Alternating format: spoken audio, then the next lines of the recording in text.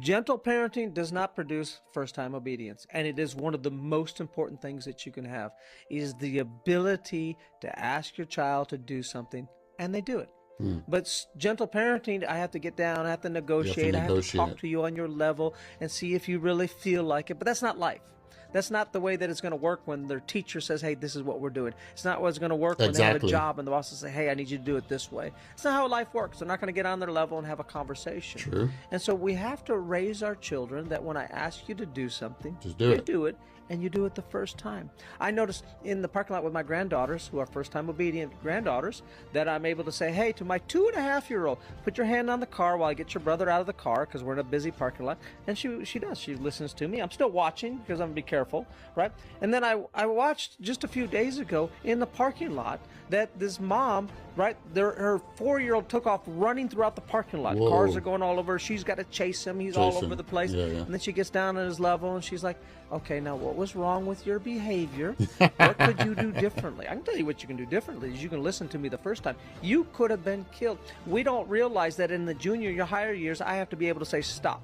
You're not hanging out with those friends, and be able to be confident that my children will listen to me and obey, because they can destroy their life because they were not raised to first-time obedience. That's what I expect, and that's what I get.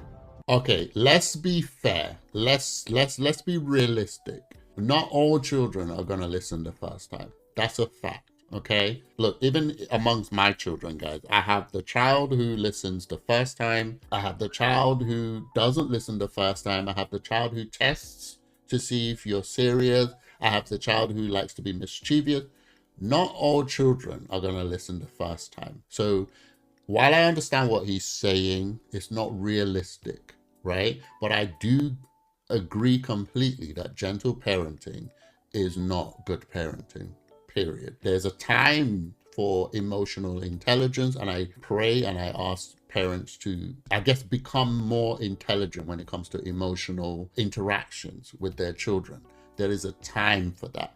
But there's also a time for, okay, this is what we're doing, this is what you need to do, and that's just it, right? That's not a gentle parenting thing. That's just literally your parents have said, this is what you're doing.